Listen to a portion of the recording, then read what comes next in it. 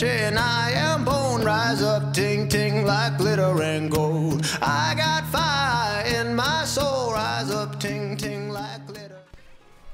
This is the Orvius, our War Within quest reward, and another powerhouse weapon in Warframe with the right setup. Or is it?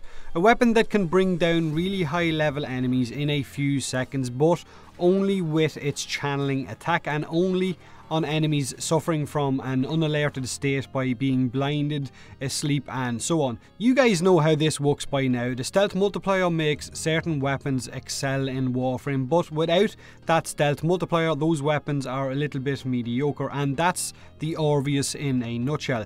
You've hopefully seen some of my previous videos where I showed off the Atarax with a gas and bleed setup on blinded enemies, Excalibur's Exalted Blade with the same gas and bleeding effects. The cost assist before it got its slash procs removed as well was an incredible weapon. All of these weapons with the stealth multiplier absolutely melted enemies. So the Orvius is a glaive styled weapon that can bounce off enemies and seems to have better enemy tracking than other glaives. This one will seek enemies out and bounce off them, dealing decent amount of damage, but that's up until about level 50 where the damage starts to fall off. But that's just with the normal attack, not the channeling attack. So when enemies cross that level 50 mark, the normal throwing attack isn't great unless maybe you're stealthed.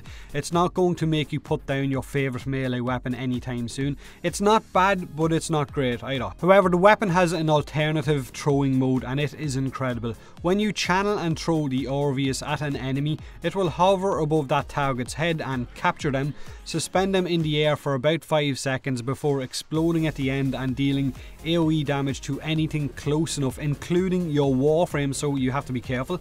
It can also proc a cold status effect on enemies that are suspended in the air, and it will deal damage every second for those 5 seconds that an enemy is captured, and it will also consume energy for each of those damage ticks as well. So every time the Orvius deals damage during those 5 seconds it will consume energy.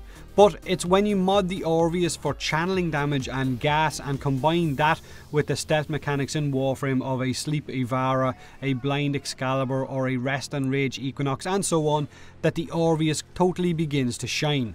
It's not overpowered, so you can't really call it that. It is very niche. Now the setup is very dependent on the stealth mechanics. Without them, it doesn't really work. It requires you to use the channeling attack as well, which consumes energy for each bit of damage that the Orvius deals, so it can leave you with energy issues if you're not careful. And its normal throwing attacks are only good up to a certain level, not to mention if you're trying using it as a normal melee weapon then expect to get slapped purple by enemies. It's simply not good as just a straight up melee weapon. Channeling attacks are where this thing shines. It's a channeling weapon with a mix of crowd control because it does capture that target, so you can single out heavier enemies I guess in order to capture those. Now in the simulacrum it looks great, don't get me wrong, it does, it looks incredibly powerful, but that's the simulacrum. That's not a proper mission. Enemies are easily managed in the simulacrum. You can easily crowd control in there.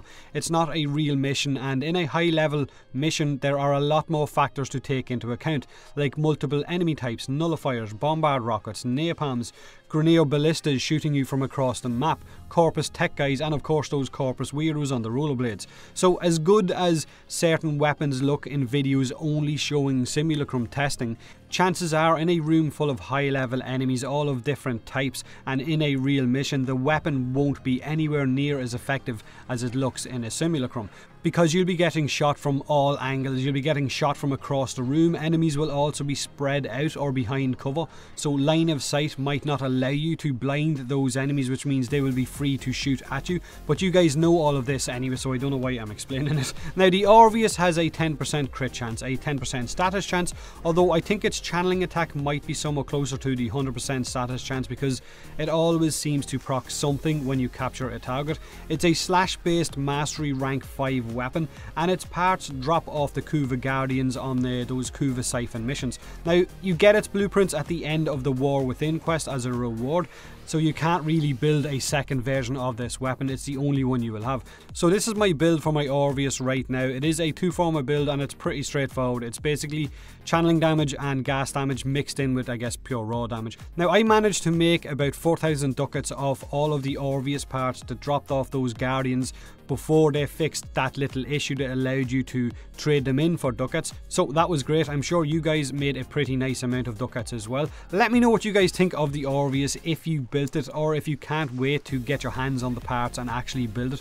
Also, away from the weapon, let me know what you guys think of this Riven system, the Riven mod system, and the news of this new Riven disposition tweaking that Digital Extremes will be implementing. I leave the link to that in the description below. It's basically going to be reducing the stats on Riven mods for weapons like the Tonkor and the Simulor, and basically the meta high-end powerful weapons and so on, but increasing the stats of Riven mods for weaker weapons so that they're more in line, I guess, with the high-end meta weapons, and it gives us more options to use with regards running missions. Now, my own opinion, of course, this is just my own opinion. I think originally the Riven system was a really nice idea, but an incredibly flawed one. By giving us mods for the Tonkor, which is already an incredibly powerful weapon that basically boosted its stats with 180% plus crit chance, 160% crit damage, 120% bonus damage, was a little bit broken. Just a little bit. Now, I'm pretty interested in hearing what you guys actually think of the Riven system before I go and make a video on it, so as I can see what the community actually thinks. So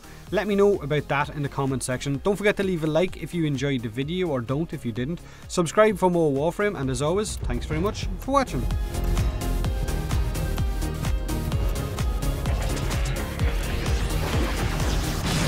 Well, fuck you, head dead motherfucker.